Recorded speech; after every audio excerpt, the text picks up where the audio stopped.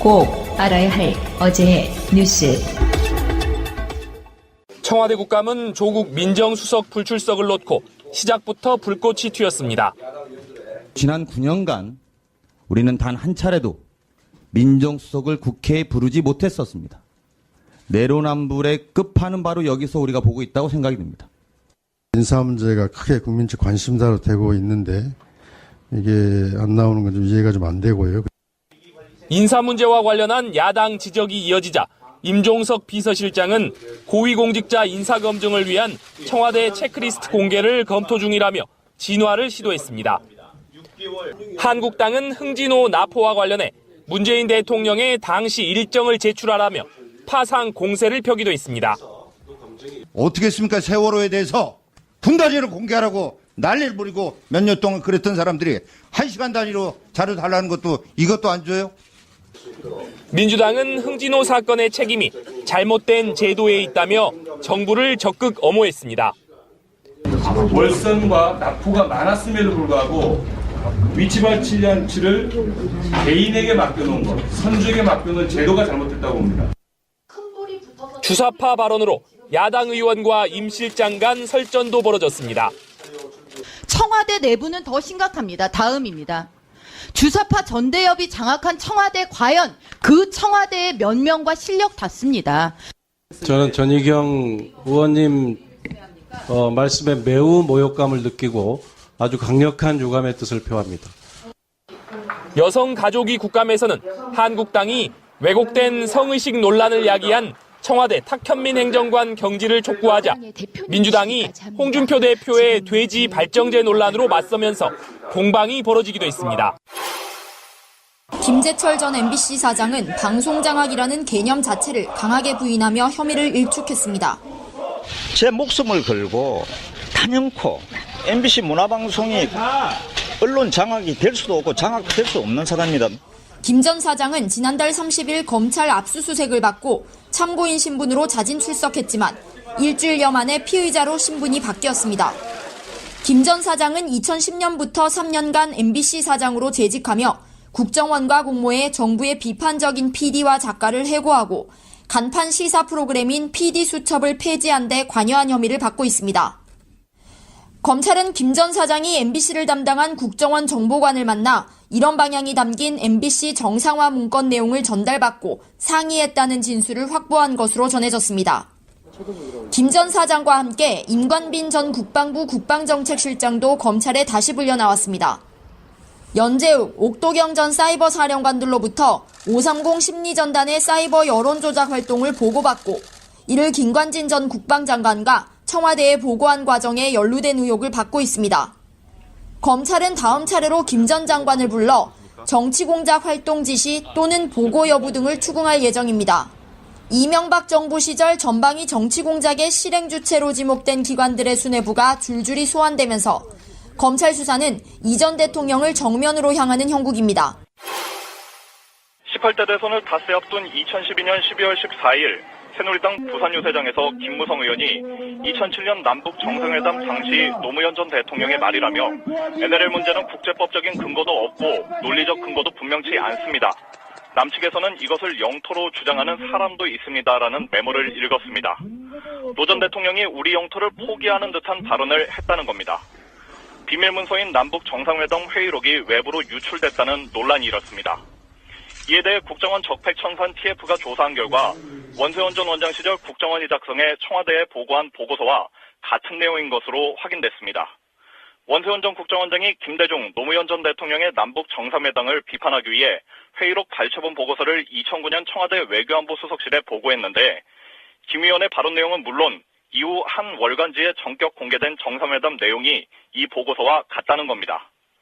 국정원 개혁위는 청와대에 배포된 비밀 기록물을 외부에 유출한 정황이 있는 외교안보 수석실 관계자와 이후 정치적 논란이 일자 정상회담 회의록 전문을 공개한 남재준 전 국정원장을 국가정보원법 위반 혐의로 각각 수사 의뢰할 것을 권고했습니다.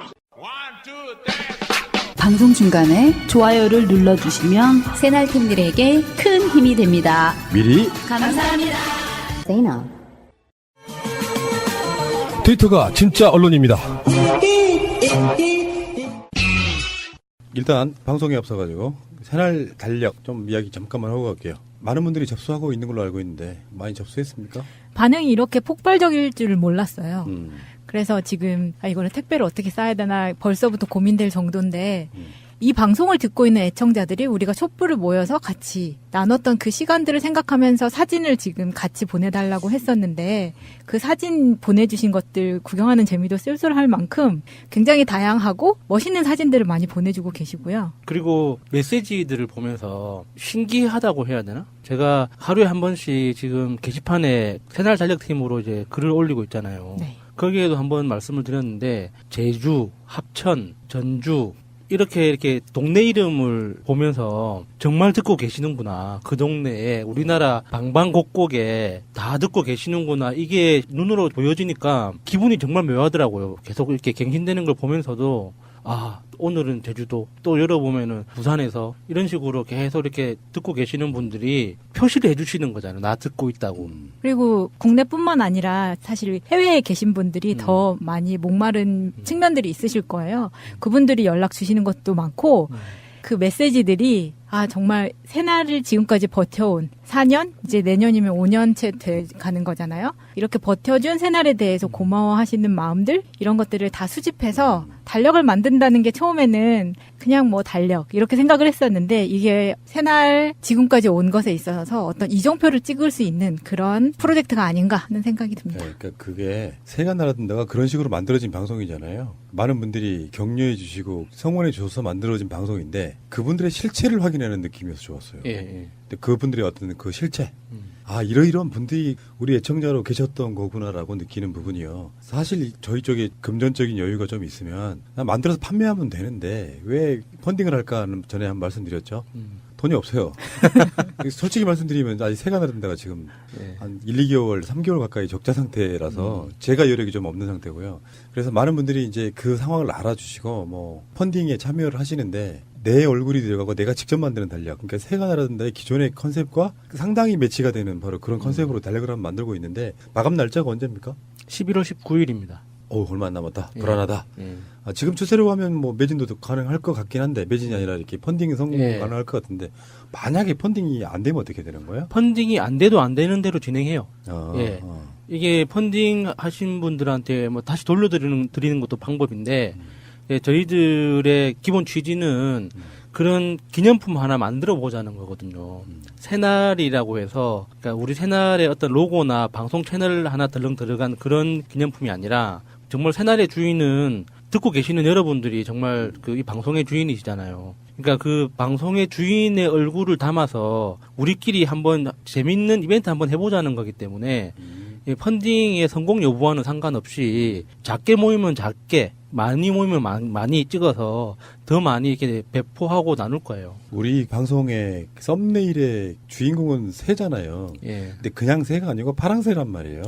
어목하던 시절을 같이 했던 서로가 파랑새였던 것 같아요. 그 관점으로 박근혜와 문재인 대통령이 나눠 쓰는 2017년이 아니고 온전하게 우리가 통으로 쓰는 2018년은 새로운 달력을 한번 만들고 싶다. 그리고 거기에 우리들만의 기념일들이 굉장히 많이 표시가 되는 일반 달력과는 상당히 다른 달력을 한번 만들어 보고 싶다. 이런 거거든요. 많은 분들 참여 좀 주시기 바라고요. 직접 들어가실 분들은 새날 베스트 SAENALBEST.com 들어가시면 되고 팟빵에 새가 나른다 들어오시면 공지사항이 있습니다. 그 공지사항에 거기로 들어가는 링크를 하나 걸어놨는데 거기 들어가셔가지고 중간중간에 몇 군데 정도의 펀딩 참여하기 뭐 이런 거 누르시면 거기에 직접 참여하실 수 있고 별거 없어요. 인적사항 간단하게 쓰시고 메시지 쓰시고 사진 제출하고 송금하시면 끝. 네, 알겠습니다. 많은 분들이 다음 주 방송 이 시간대쯤에는 펀딩 성공을 알 수 있도록 저는 많은 도와주시기 바랍니다. 제도로서의 민주주의가 흔들리고 구타는 일은 이제 없습니다. 민주주의가 밥이고 밥이 민주주의가 되어야 합니다. 청와대에 대한 국정감사가 시작됐어요. 사실상 이제 뭐 웬만한 비강기관들은 다 끝났고요. 이제 핵심일 수도 있고 어쩌면 뭐 국정감사의 마무리일 수도 있는데 청와대에 대한 국정감사 이야기를 잠깐만 하겠습니다. 저는 어떤 느낌이었냐면은 청와대 국정감사는 야당 의원들의 어그로 끄는 거예요. 별걸 다 트집 잡아요. 거기에 이제 일단 논란 하나 조국 수석이 왜 안 나왔어? 정말 엄중한 사건이 있을 때는 수석들이 나옵니다. 조국 수석 같은 민정수석이. 근데 그렇지 않은 경우 일상에서는 민정수석들이 대통령 보좌가 문제이기 때문에 안 나오는 경우가 훨씬 더 많았대요. 지금까지도. 나오는 경우도 있었고 문재인 대통령이 민정수석일 때도 나온 적은 있습니다. 네, 사실 국정감사의 취지 자체가 공공기관이 정상적으로 운영되고 있는지 그리고 돈을 투명하게 제대로 집행했는지 집행하는 과정에서 어떤 문제가 있었고 그리고 국회가 앞으로 협조해야 될 건 무엇인지 이런 것들을 확인하는 자리거든요. 그런데 정쟁에 이제 너무 정치적으로 극렬하게 부딪히는 모습만 언론에 자주 노출되다 보니까 국정감사 자체가 뭐 대단한 뭐 진상을 밝히거나 무슨 혐의를 제기하거나 뭐 의혹을 제기하거나 이런 용도로 지금 변질이 됐어요. 지금 야당이 그런 변질된 국정감사의 행태를 적극적으로 이렇게 사용하다 보니까 우리가 억울로 끈다고 말을 하지만 국정감사의 원래 취지는 그런 게 아니거든요. 그러니까 청와대나 안 그러면은 뭐 각 분야 수석들이 저지른 뭐 명백한 의심이 가는 범죄 정황이 있다거나 안 그러면은 청와대가 큰 잘못을 저질렀다는 그 의혹이 있을 때 비서실장을 위시한 다른 수석들이 출석해서 그동안의 상황을 밝히는 거는 타당하다고 볼 수 있지만 지금까지 그런 게 없었잖아요. 임기 이제 시작하고 나서 이제 5개월 차에 들어서는 이 시점에서 하는 국정감사인데 아직 시작도 안 한 거죠. 이제 세팅해가지고 이제 다음 해부터 뭔가 본격적으로 해보려고 하는 이 시국에 도대체 청와대에 뭘 지적하고 뭘 하겠다고 하는 건지. 그러니까 지금 이거는 어떤 거냐면 야당의 억울하고 하는 건 일단 문재인 정부의 조각 등에 있어서 인사참사를 가장 책임자가 민정수석이라고 보고 있는 거예요. 근데 이를테면 그들이 어그로를 끄는 지점은 일단 인사참사로 보고 있다는 문제. 물론 뭐 중간에 엇박자가 좀 있기도 했고 뭔가 좀 낙마신 분도 있긴 하지만 그걸 빌미로 해서 조국 수석이 갖는 어떤 상징성이랄까 네임밸류랄까 이런 것들이 나오게 되면 일단 그림이 되는 거고 그 그림을 조국 수석을 막 질타하는 쪽으로 한번 해보겠다는 건데 그래서 막 피켓 들고 뭐 여러 가지 항의성을 보내긴 하지만 이거를 좀 반대로 생각해 보면요 이렇게 볼 수도 있죠. 이명박근혜 9년 동안 민정수석이 국회 국정감사에 나온 적이 단 한 번도 없습니다. 여기 이제 흔히 말하는 내로남불이잖아요. 내가 하면 노면서 남이 하면 불륜. 지들은 아까 말한 똑같은 이유로 민정수석이 단 한 번도 국정감사에 나온 적이 없는데 이제 와서 문재인 정부의 민정수석은 나와라고 말하는 것 자체가 전 나오는 것도 나쁘진 않다고 생각하는데 필요하면 나와야겠죠. 나와야 되는데 노무현 대통령 때는 나왔어요. 그 이후에 9년 동안 안 나온 거예요. 그래놓고 안 나왔던 세력이 그걸 나오라고 부른다면 누가 나가냐고요. 사실 이번 조국 민정수석을 나오라고 하는 건 이슈거리가 없어요. 민정수석을 부를 합당한 이유가 있다면 나와야겠죠. 민정수석 아니라 대통령이라도 정말 합당한 이유가 있으면 나와야 돼요. 그런데 그게 합당한 이유가 아닌 것으로 인사참사요? 인사참사 역대 정권에서 이렇게 멋있는 인사가 된 적이 있나요? 없어요. 인사참사는 정말 말도 안 되는 거고요. 홍진호 사건 그것도 말도 안 돼요. 그거는 시작부터 당사자가 잘못한 부분이고 그건 정부에서 잘못했던 부분은 아니고요. 그래서 조국 수석을 끌어내서 망신 주려고 하는 시도가 일단 실패하니까 어그로를 계속 끌고 있는 거고요. 임종석 실장을 불러다 놓고 얘기하는데 보니까 참 가관도 아니더라고요. 자 거기다가 이런 얘기도 있어요. 미치겠다. 웃겨가지고 말도 안 나와. 탁현민 행정관에 대해서 성예방 교육 자료를 내라는 거. 그러니까 탁현민 행정관에게 성희롱 예방 교육을 한 자료를 달라는 거예요. 그러니까 지금 청와대 직원 전체에 한 게 아니라 탁현민 한 개인을 교육한 자료를 내라고 했다는 거죠. 이게 지금 그 청와대 국정감사는 아니고요. 이제 우리 방송으로 국정감사 결산이 나갔잖아요. 예. 거의 한 80%에서 90% 가까이 끝났고 일부가 이제 11월 달에 지금 여성가족부라든지 등등의 정부 국정감사가 남아 있는데 그 국정감사에서 탁현민 행정관에 대한 성예방 교육 자료를 내라. 난 그러다 보니까 이게 이제 홍준표 발정제랑 같이 싸움이 붙은 거예요. 얼마나 트집 잡을 게 없으면 일개 청와대 행정관을 가지고 교육을 했네 안 했네 가지고 깔까요? 예. 보통 그 기업에서도 성평등에 관한 교육들을 1년에 한 번 정도는 최소한 하게 돼 있거든요. 그래서 일반 기업들에서도 해요. 강사를 외부 강사를 모셔다 놓고 하든지 아니면 내부적으로 하든지 하는데 청와대도 아마 할 겁니다. 이 부분은 왜냐하면 여직원도 많고 남자 직원도 많기 때문에 할 거고요. 그런데 이거는 자유한국당은 하나? 자유한국당도 해야 되거든요. 이 교육을. 예전에 그 국민의당 성희롱 예방 교육 하는데 강사가 성희롱을 하더만요.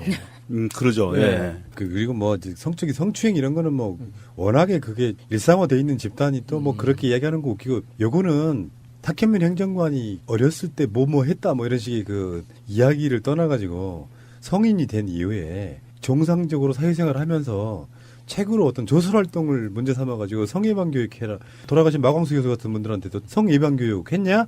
이렇게 물어볼 것 같은데 정말 질 떨어지는 건 어쩔 수가 없네요. 자, 알겠습니다. 잠시 후에 다시 오겠습니다. 지금 정치권의 태풍의 핵은 뭐 국정감사도 아니고 바른정당의 분당도 탈당도 아닙니다. 사실은 국정원의 청와대 뇌물 게이트죠. 근데 얼마 전에 그 장제원 이가 이제는 뭐 호칭도 붙여주고 싶지 않다. 맞아요. 오늘도 보니까 뭐 권양숙 여사 뭐 받은 돈 어쩌고저쩌고 환수해야 된다 뭐 이런 개소리 하고 있는데 그 전에 노무현 정부 때도 특활비를 상납받았다 이렇게 지금 주장을 하고 나온 거예요. 그래가지고 청와대가 지금 현재 청와대가 노무현 정부 때와 현재 청와대가 국정원 특활비를 받은 적이 있는가 전수조사를 해봤다는 겁니다. 해봤더니 받은 적 없다예요. 그 실제로 노무현 대통령 때 국정원장 그분도 그렇게 했잖아. 우리는 받은 적 없다고. 네. 청와대 자체가 특활비가 있는데 무슨 정도로 받아요? 그냥 나라 국한 빼먹는 도둑놈들밖에 되지 않는 거거든요. 그냥 이거는. 박지원 의원이 어떤 인터뷰에서 그런 이야기를 하는 거 들었어요. 김대중 대통령이 취임하고 나서 청와대에 들어갔더니 각 수석실 산하 담당 행정기관들 있잖아요. 그 기관에서 돈 봉투를 다 가지고 왔다고 자연스럽게 너무나 자연스럽게 가지고 와서 이게 무슨 돈이냐 돈을 가지고 온 사람들한테 물어보니 원래 이렇게 해왔다. 그래서 그거를 박지원 대표가 너무 깜짝 놀래가지고 보고를 하니까 김대중 대통령이 절대 받지 말라고 한 푼도 못 받게 지시를 내리고 그 직원들 중에서도 아무도 단돈 한 푼도 받지 못하도록 그렇게 철저하게 단속을 했다는 거예요. 그러니까 그렇게 산하기관에서 돈을 가지고 오는 게 관례였다는 거는 사실이죠. 근데 그거는 김대중 노무현 정부 때는 절대 없었다고 하더라고요. 근데 이제 와서 그게 뭐 관례였다고 말하는 건 단순히 10년, 15년 전의 이야기가 아니라 그거보다 훨씬 더 전에 전두환 박정희 시대 이야기를 하는 거죠. 그러니까 특활비라고 하는 거를 나쁘게 쓰이는 걸 예방할 수 있으려면 그 전에도 우리가 그런 대안을 낸 적이 있지만 최소한 국회 정보위 차원에서는 그 내역을 들여다볼 수 있게 해야 되는데 국정원 컴퓨터 서버를 뒤지다 보니까 나온 내용들이었잖아요. 사실은 이게. 그래서 세상에 비밀은 없어. 특활비라고 하는 게 어디에 쓰였는지 리스트를 쭉 보니까 이게 무슨 청와대로 간 돈이 왜 이렇게 많아? 이렇게 된 거고 나머지는 어느 정도 부분은 또 실제로 자기들이 써야 될 명목에 썼던 것도 일부는 있었겠죠. 근데 그 특활비의 대부분이 정치 공작에 쓰였다는 게 문제였잖아요. 지금 민간단체 지원하고 막 이런 식으로 결국에는 야당 탄압. 야당도 정부의 일원이에요. 사실 알고 보면 정부의 일원이라고. 국민도 마찬가지인데 결국에는 야당과 자기들이 정권에 반대하는 세력에게만 특활비를 유리하게 썼다는 것 자체도 문제인데 그것을 또 뛰어넘는 사건이에요. 이거는 특활비가 뇌물로 공여됐다고 하는 거. 그래서 나온 이야기 중에 하나가 이거죠. 박근혜 탄핵 심판할 때 변호사비 전액 4억이 현금으로 지급됐다. 근데 그 기간이 그런 거죠. 한참 국정농단 게이트가 터지면서 한두 달 정도는 안 받았다고 해요. 받았던 그 현찰을. 그러다가 갑자기 안 받은 달 8월 달 거랑 합쳐서 2억 보내라 이렇게 됐다는 거예요. 그래서 그렇게 받은 돈으로 실제로 탄핵 심판에 나왔던 변호사들 변호사비를 준 게 아니냐 하는 그런 의심도 한번 하고 이건 뭐 확실하다고 이야기하기도 그렇고 안 하기도 그렇고. 변호사비 전액을 현금으로 지급한 건 지금 사실로 보여요. 4억이라는 돈이 뭐 일시불로 한 번에 4억을 준 건 아니기 때문에 4억이라는 현금을 쌓아둔 어떤 그림을 그려놓기는 힘들지만 그래도 뭐 5천만 원, 3천만 원을 5만 원권으로 줬다잖아요. 상상이 됩니까? 그 돈을 현금으로 주는 게. 저는 이 변호사들이 하나같이 부도덕해 보이는 변호사들이 이게 세금으로나 냈을지 저는 궁금합니다. 솔직히. 신고 제대로 안 하면 큰일 나죠. 변호사들. 새가 날아든다는 여러분들의 하트를 먹고 삽니다. 잊지 않으셨죠? 에피소드 제목을 누르고 플레이가 되면 오른쪽 위에 하트를 꾹 눌러주세요. 오늘도 감사합니다. 더 많은 분들이 들을 수 있도록 하트 꼭 눌러주세요. 우리가 상식적으로 볼 때요.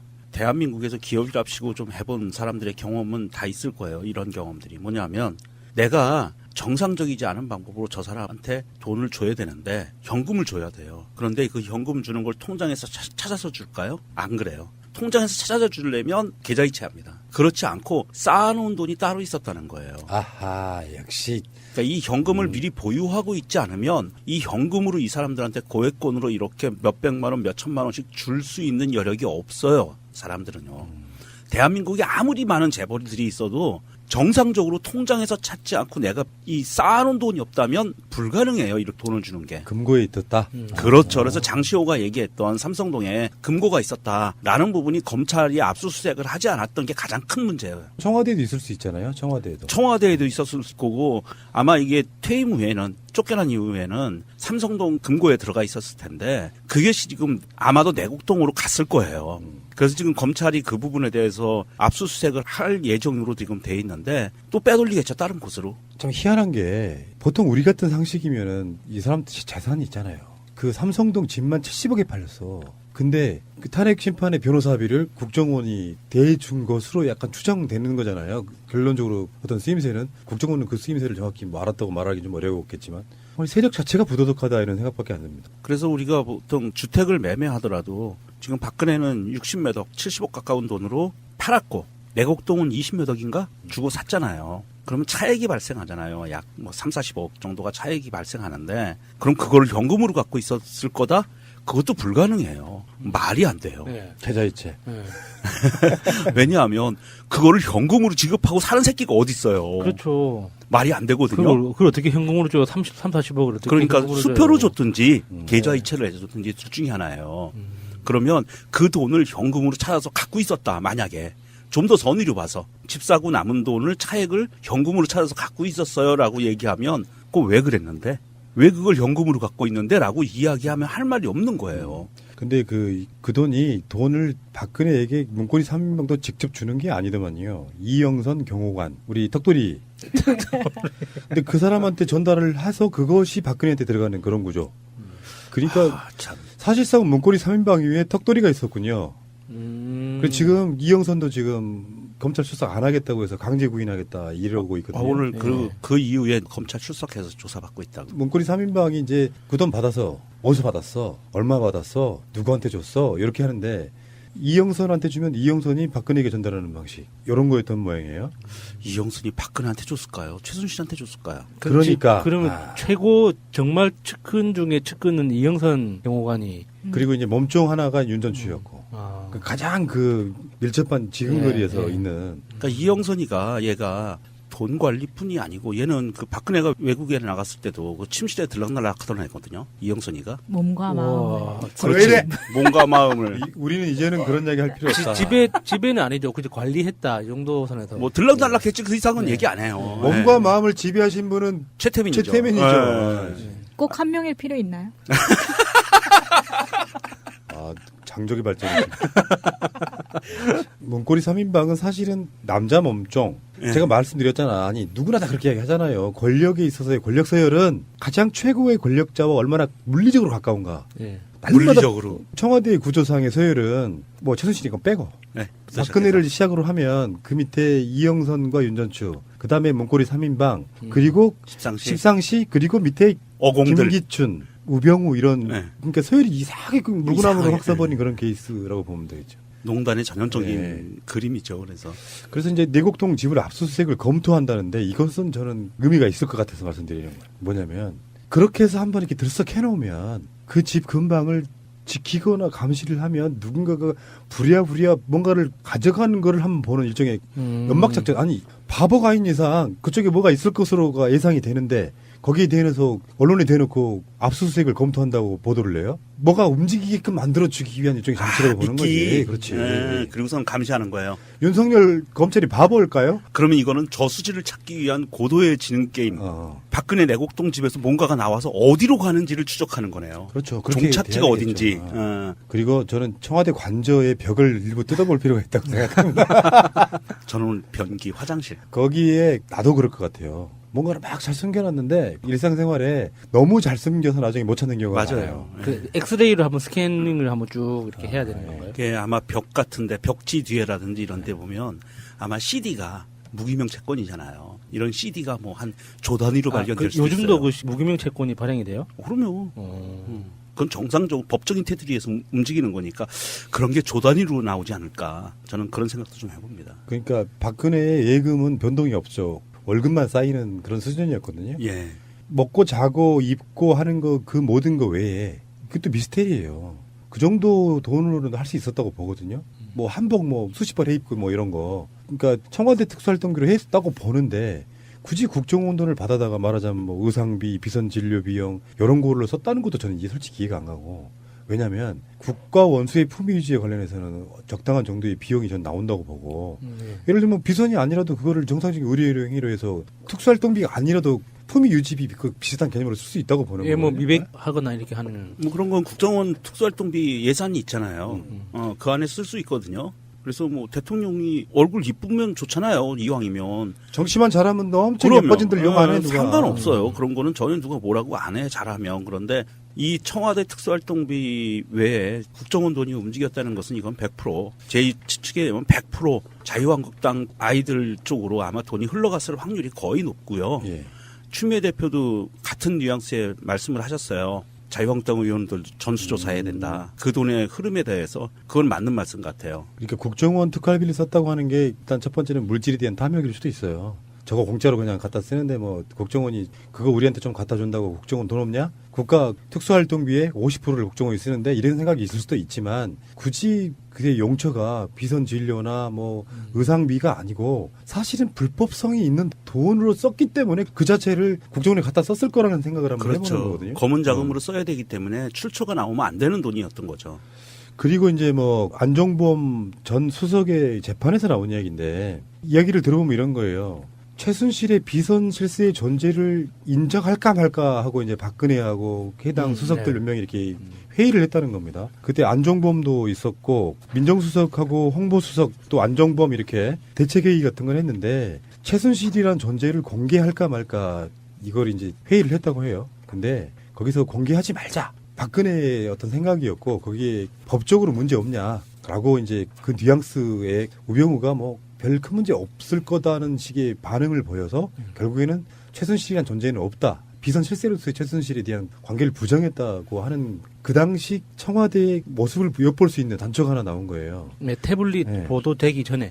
예. 그러니까 우병우가 했던 역할이 뭔지가 약간 좀 답이 나와요. 예. 그러니까 법률 자문 역할 일단. 예. 그러면서 자기는 자기 자리 보존 또는 최순실의 역할 같은 것들을 비유하기 위해서 국정원의 직보를 받고요. 국정원이 직보를 받아서 그거를 저는 최순실이나 박근혜에게 다 보고 전달했을 거라고 생각하진 않아요. 사실은 우병우가 국정원장이었어요. 어떤 면에서 보면. 그 국정원장 패싱 자기가 직접 보고받고 그리고 필요한 정보는 최순실이나 박근혜에게 전달하고 우병우 나름대로 대체 얘는 그 상황에서 어떤 걸 노렸을까 이런 생각이 갑자기 문득 들더라고요. 돈에 대한 욕심은 그렇게 많을 것 같지는 않은데 뭔가 얘는 약간 사이코패스 경향이 좀 있어 보이는. 그래서 이번에도 수도 없이 우병우 레이저가 막 회자됐었잖아요. 예. 이번에 좀 많이 바뀌었다 그러는데 뭔가 막 질문을 하니까 그냥 아무 말 없이 들어가다가 돌아서서 이렇게 말했대요. 똑같은 질문 하시느라고 고생이 많으십니다. 뚫어진 입이라고 진짜 그걸 말이라고 하는 거예요. 아니 근데요 그거는 걔가 기자들을 무시해서 한 발언이 아닌 것 같다는 거예요. 우병우 성격상 무시하고 들어갈 거면 그런 얘기는 안 하죠. 그게 아니고 진정 고분고분해진 거죠. 근데 그 말을 까먹은 거야. 그러니까 자기가 미리 준비했던 말을 못한 거예요. 그래서 기자들한테 그렇게 말했다는 거예요. 표정이 레이저 눈빛으로 한 게 아니라 굽신거리면서 바뀌었다는 거지. 이게 이 증언이 나오게 된 거를 좀 면밀히 보면은 우리가 좀 눈치를 더 빨리 챌 수 있었던 부분들이 있는데 처음에는 이 수석 비서관에 의해서 처음에 나온 결론은 최순실 존재에 대해서 공개하자였는데 이게 맨 마지막에 박근혜가 틀었다는 거잖아요.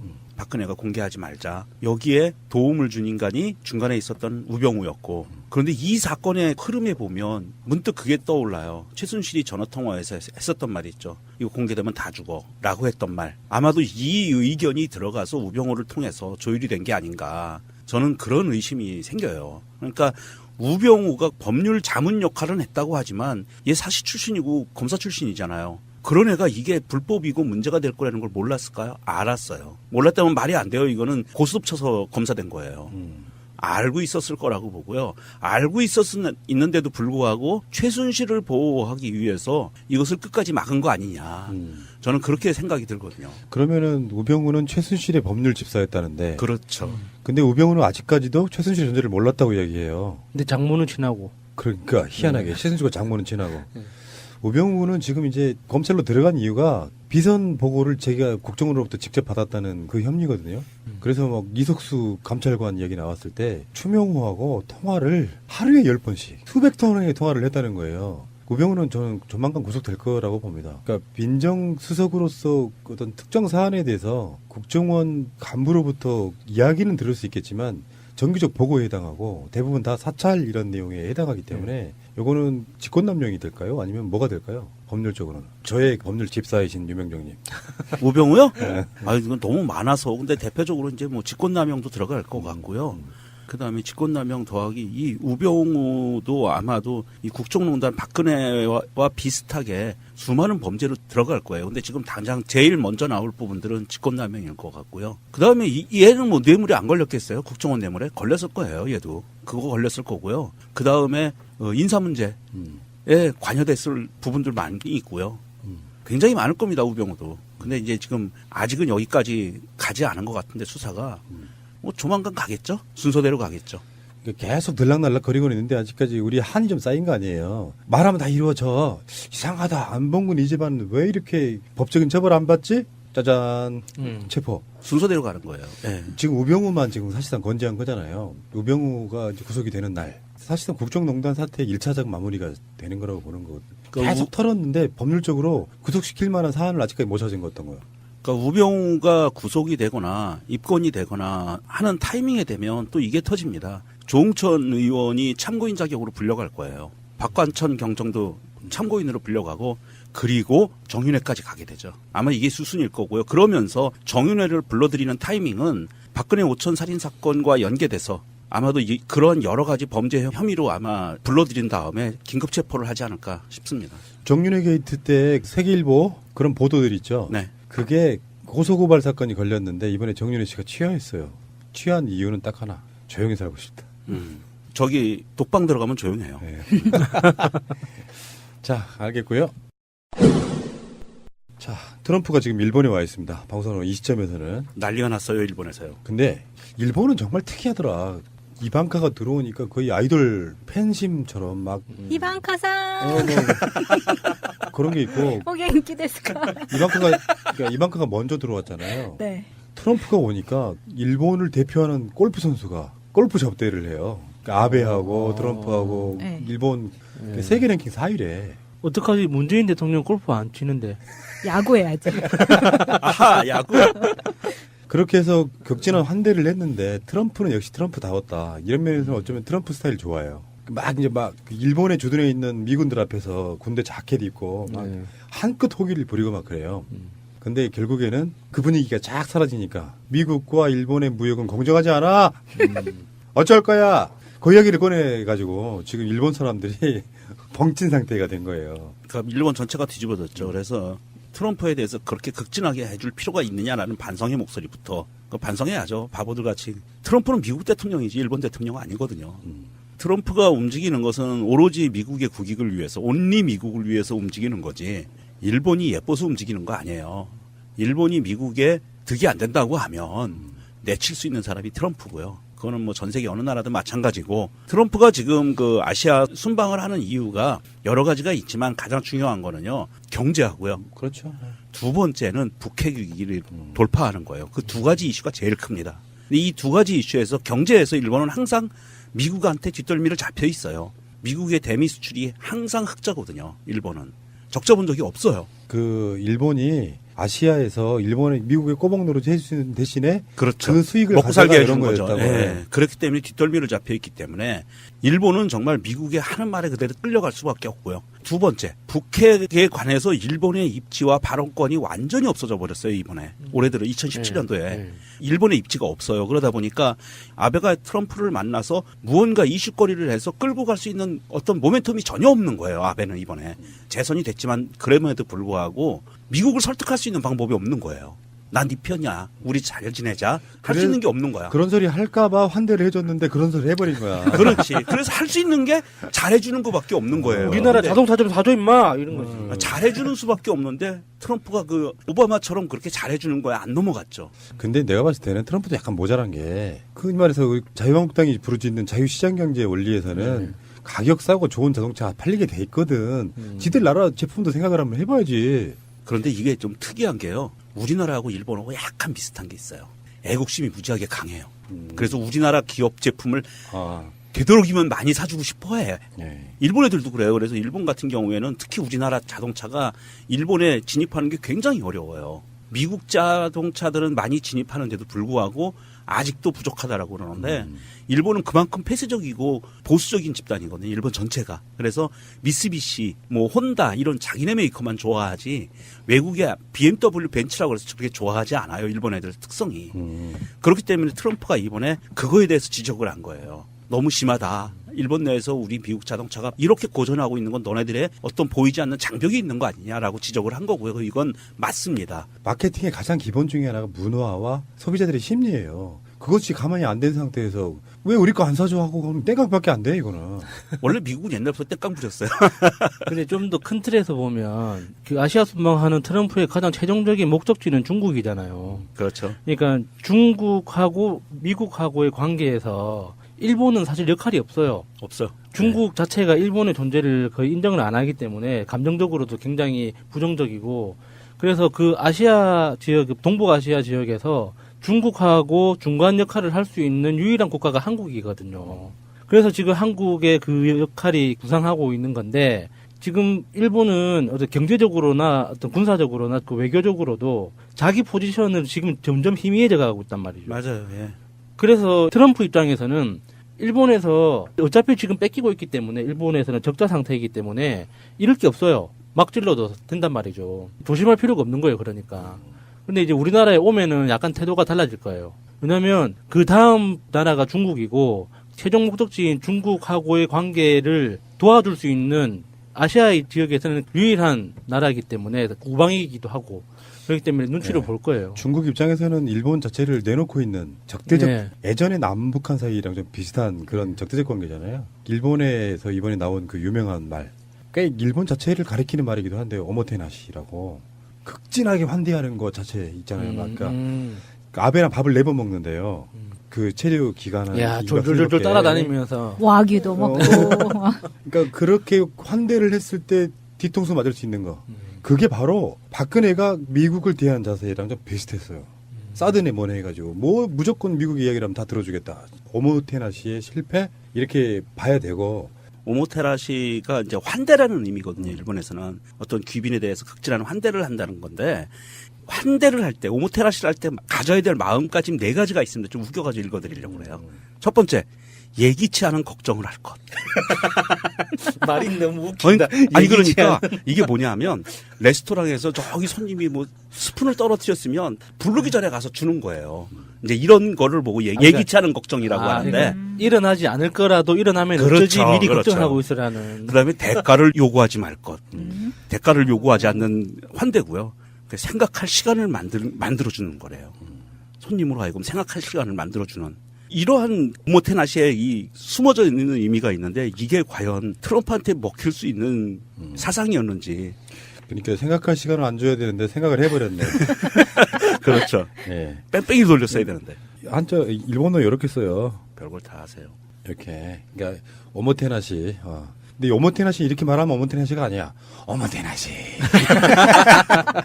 반대. 역시 그 일본이라는 미국의 꼬북 나라보다는 한국에 들어오면 이번에 문재인 대통령이 이제 트럼프가 들어오기 전에 우리는 한미일 동맹, 군사 동맹에 대해서는 생각하고 있지 않다 이런 식의 이야기를 했거든요. 예. 네. 일본은 동맹이 아니다라고 분명히 선을 그었죠. 그러니까 일본 입장에서는 사실 굉장히 떨떠름한 상태로 지금 트럼프의 방일과 방안을 지켜봐야 되는 상태로 가는 것 같고 확실히 그렇다니까 좀 튕기는 게 있어야 돼. 그래야 시진핑건 트럼프건 뭔가 구애를 해오지 일방적으로 줄 서지 말자는 게 외교 기조가 돼야 되는 건 맞아요. 지금 현재 정부에서는. 네. 지금 트럼프 입장에서는 가장 시급한 게 아까도 말씀드렸다시피 경제 문제 국내 경제 문제 해결을 해야 되고요.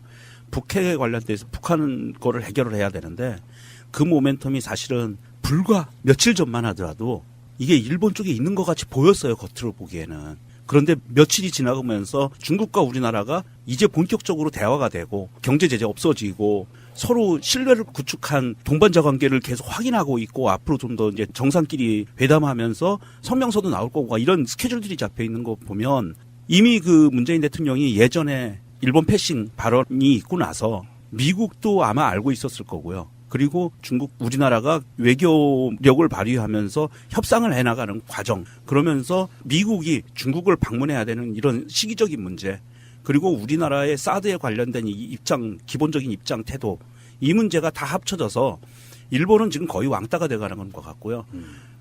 트럼프가 시진핑을 만나기 전에 아마 대한민국에 와서 국회 연설도 하고 대통령과 정상회담도 하면서 조율된 많은 부분들이 시진핑과의 관계에서 종지부를 찍을 것 같아요. 그러면서 시진핑도 이제는 더 이상 자기가 권력을 확고히 다졌기 때문에 더 이상 내부 정치를 갖고 자기가 스케줄 조정하고 뭐 외교적으로 어디다 큰 소리 치고 이럴 이유가 없거든요. 이제는 시진핑한테 가장 골치 아픈 부분은 김정은이에요.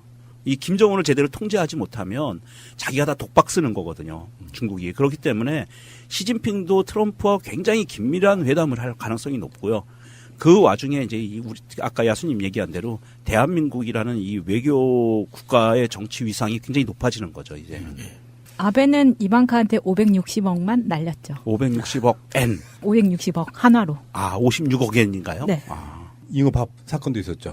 네, 그 트럼프가 지금 일본에 체류하면서 아베와 이벤트를 일본에서 이제 준비를 했는데 잉어밥을 주는 거였어요. 근데 지금 언론에서는 트럼프가 잉어밥 그 나무 상자를 원래는 아베하고 같이 숟가락으로 조금씩 줬는데 아베가 먼저 이거를 털어서 줘요.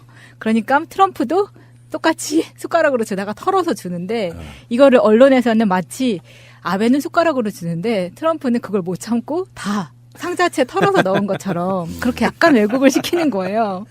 그래서 이게 지금 알고 보니 이게 아니었다라는 식으로 다시 보도가 되고는 있는데 그걸 참지 못하고 미국 뉴스에서는 어떻게 이야기를 하고 있냐면 일단 폭스뉴스의 속보로 트럼프 역대 가장 빠른 속도로 물고기 먹이를 준 인물. 요게 이거 진짜 일본 특유의 약간 정원 문화 이런 거 그래서 좀 고관 대작의 집에는 연못이 있고 물고기도 키우고 이런 거지 미국 같으면 볼 수 없는 풍경이어서 아마 약간 이국적 느낌으로 이벤트를 준비했을 텐데 네.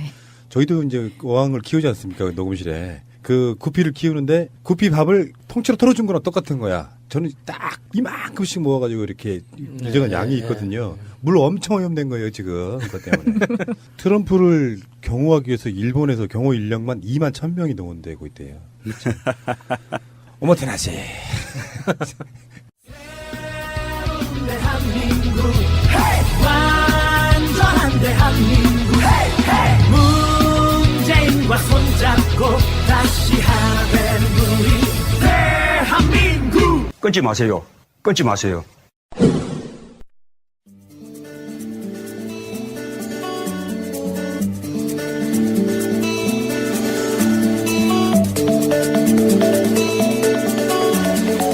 아무 생각 없이 듣는 방송, 아무 이유 없이 듣는 방송, 아무런 돈 없이 공짜로 듣는 방송 네버엔딩 스토리 13회를 시작합니다. 오!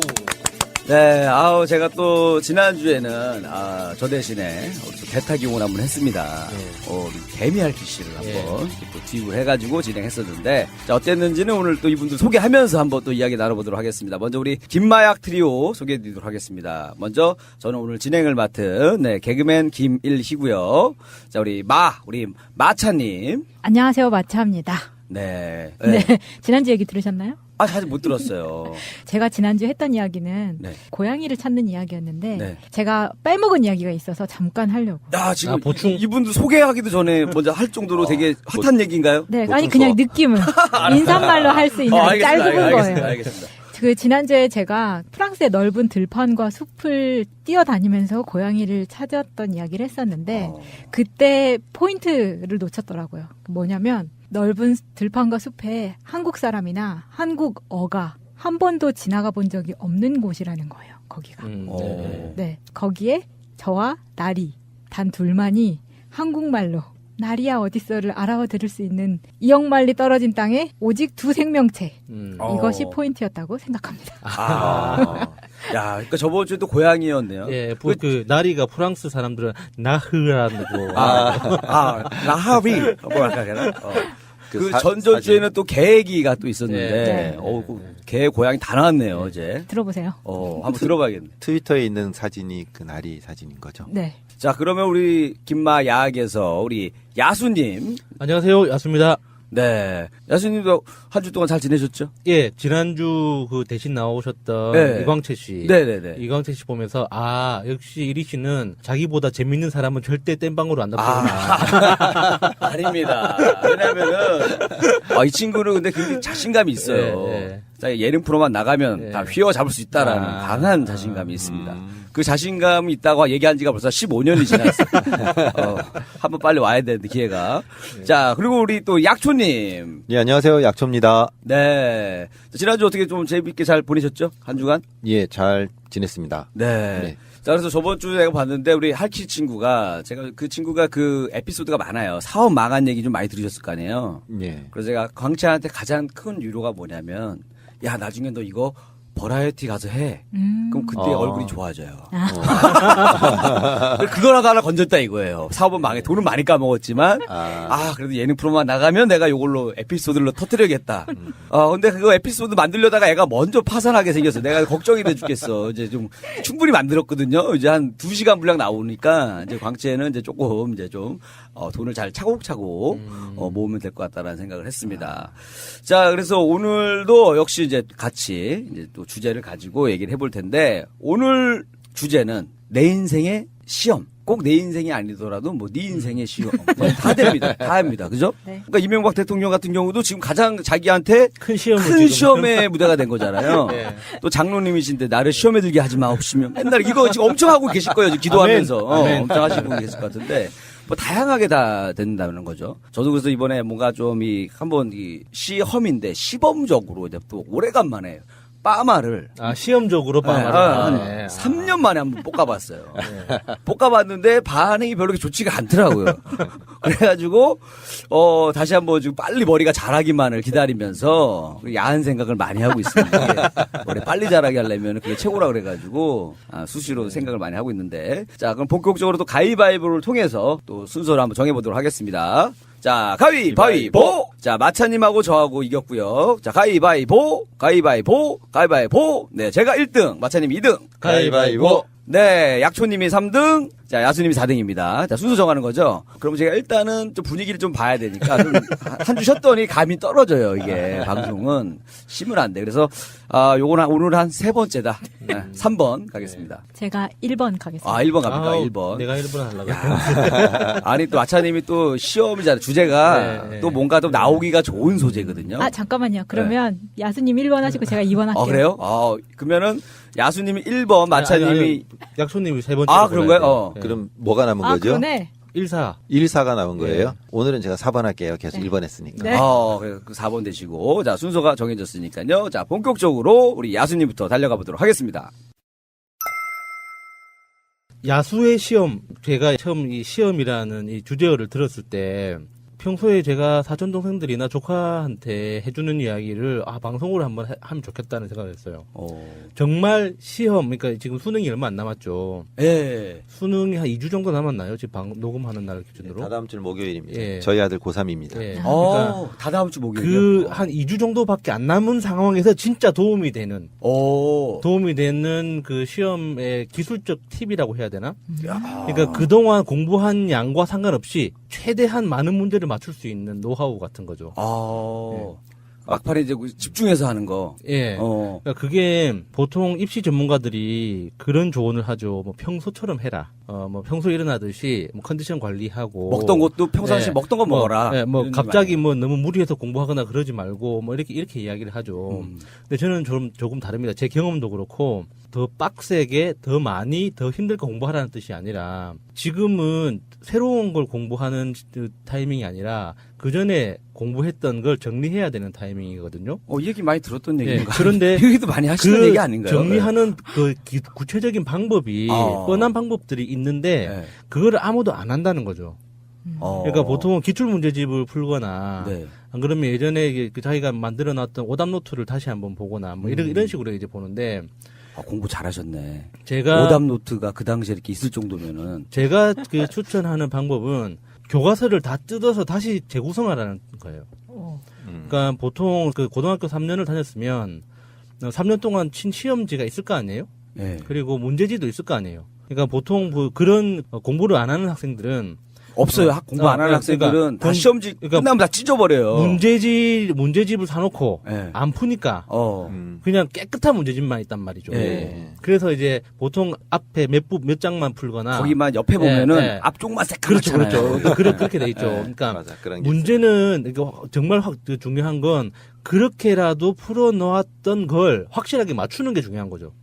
내가 이게 공부를 안 했기 때문에 이게 좌절하기보다 그 문제들 중에서 내가 확실하게 맞출 수 있는 거를 딱 담보시키는 게 중요한 거예요. 그러니까 아는 거를 굳히기 작업을 들어가라. 그렇죠. 그러니까 그게 내가 모르는 걸 찾는 과정이 아니라 내가 아는 거를 딱 정확하게 딱 인식하고 기억하고 들어가야 되는데 그 과정에서 가장 좋은 방법이 교과서를 다시 짜는 거예요.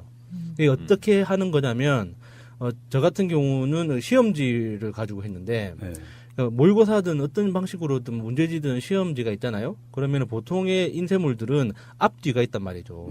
그러니까 한 면은 복사를 해야 돼요. 왜냐하면 그 다 조각조각 찢을 거기 때문에.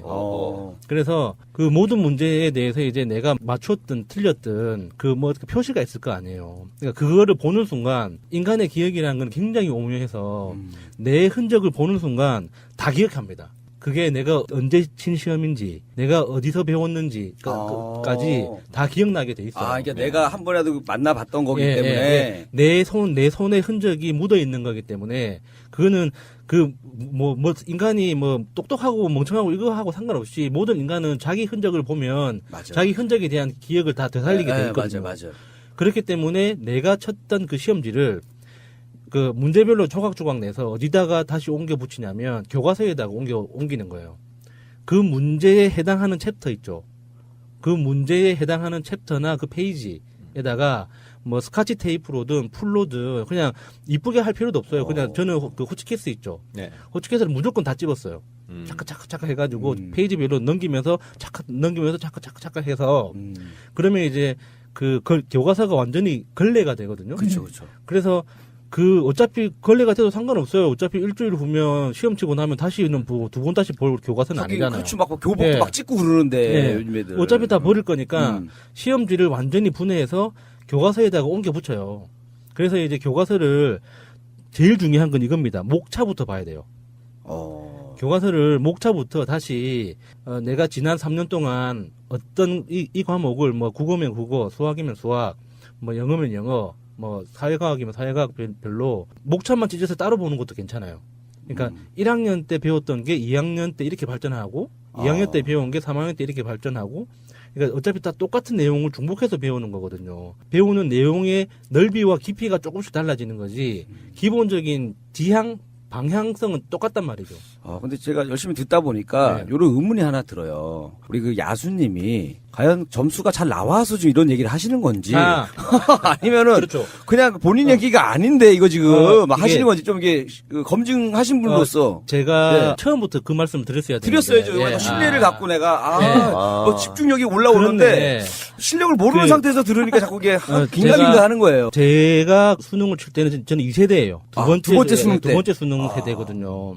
그때는 200점이 만점이었습니다. 맞습니다. 200점이 만점이어서 우리 선배 세대는 수능을 2번 쳤거든요. 네, 수능을 2번 쳐서 더 높은 점수를 자기 점수로 가져갔었는데 우리는 한 번밖에 안 쳤어요. 그래서 그냥 한 방에 그냥 몰빵이었어요. 그때 이제 200점 만점에서 저는 모의고사나 평소 시험을 치면 항상 95점에서 100점 정도를 받았어요. 반이네요, 그럼 반. 항상 반타작을 했거든요. 반타작을. 100점, 그러니까 최고 점수가 100점 조금 넘은 점수였는데 정확하게 기억은 안 나도. 한 중간 정도 하신 거네요. 그렇게 했는데 이제 그 결정적으로 내가 내가 짝사랑했던 여학생이 오빠는 꼭 학교를 가면 좋겠다는 그 말에 동기부여를 받아가지고 좋은 학교에 얘기하면서 이 학교를 갔으면 좋겠다. 2주 동안 열심히 이 방법으로 해서 150점 정도 나왔었어요. 이 방법 하셔가지고 이거 엄청나게 오르는 건데. 그래서 제 담임 선생님과 제 친한 친구들을 포함해서 아무도 저의 그 고득점을 축하해주지 않았습니다. 다 의심했어요? 아니요. 그러니까 평소에 그렇게 놀고 자빠졌던 새끼가 그렇게 점수가 잘 나오는 거는 옳지 않다. 수능 제도가 잘못됐다 이건. 교육 그래서 시스템이 엉망이다. 오히려. 그래서 저도 그렇게 제가 잘못했다고 생각했지만 이게 생각해 보니까 저처럼 그 정리했던 친구가 없는 거예요. 제 방법대로. 그래서 나중에 이제 지금까지 살아오면서 제가 했던 그 공부 방법을 쭉 돌이켜 보니까 이론적인 근거도 있더라고요. 저는 그 이론적인 걸 모르고 했던 거지만. 그냥 그 여학생이 이렇게 하라고 해서 한 거예요? 아니요. 그냥 오늘 오빠는 꼭 학교 갔으면 좋겠어. 뭐 이런 얘기. 근데 이 방법은 누가 생각한 거예요? 제가 생각한 거예요. 그러니까 짧은 시간 내에 그때 한 2, 3주 정도 남은 상태였는데 짧은 시간 내에 그 3년 동안 공부했던 거를 어떻게 하면 정리할 수 있을까 생각하다 보니까 그 시험 문제라는 것 자체가 그 모든 교과서 내용을 통틀어서 많은 그 문제 출제자들이 가장 중요하다고 생각한 것만 골라놓은 거잖아요. 그렇죠. 예, 그래서 그 각각의 문제는 또 그 분명한 출처가 교과서가 있잖아요. 교과서에 없는 내용은 문제로 낼 수 없단 말이죠. 내가 이 시험 문제를 조각조각 내가지고 교과서에다가 옮겨 붙일 수 없으면 문제가 잘못된 거예요. 왜냐하면 출처가 교과서가 있는 것만 나와야 되니까. 시험 문제. 저도 이렇게 생각했었어야 되는데 저는 이건 나왔으니까 다음엔 이거 안 나오겠지. 그러니까 그래가지고 성적이 안 나오잖아요. 이게 일종의 오답노트 역할도 같이 하거든요. 네. 그렇게 시험 문제를 완전히 분해해가지고 교과서로 다시 옮겨 붙이다 보면 그렇게 다 옮겨 붙인 다음에 이제 교과서를 다시 처음부터 이제 목차부터 꾸준히 하나하나 읽어가다 보면 교과서를 읽는 게 아니라 교과서에 나왔던 내용과 시험의 연관성을 보는 거예요. 그러니까 내가 뭘 기억하고 이게 아니라, 그러니까 어차피 내가 새로운 정보를 다시 공부하는 건 지금은 의미가 없단 말이에요. 그러니까 내가 알고 있구나, 모르고 있구나만 확인하고 넘어가면 돼요. 그래서 내가 풀어놨던 시험지를 옮겨 붙여놓은 거기 때문에 내가 이 대목을 틀렸구나, 이 대목을 맞췄구나, 이렇게 계속 하다 보면 일주일 정도는 금방 가거든요. 그렇게 막 오려 붙이고 이렇게 다시 보고 목차부터 차근차근 읽어가다 보면 일주일 정도는 훅 지나갑니다. 그렇게 해서 한 바퀴 더 보는데 일주일도 안 걸려요. 금방 갑니다. 그렇게 하다 보면 이게 문제 출제자들이 교과서 내용을 보면서 이걸 중요하다고 생각하는구나. 이걸 이렇게 문제를 내는구나. 교과서에 이렇게 나왔던 내용을 이런 식으로 문제를 내는구나. 그리고 이런 경우에 내가 자주 틀렸구나. 라는 거를 눈에 들어오게 되거든요. 그러니까 그 상태만으로도 사실 그 자신감? 어떤 시험에 대한 장악한다고 해야 되나? 시험 자체에 대해서 중압감 같은 게 사라져요. 그러니까 시험을 내는 사람들이 이렇게 생각하는구나.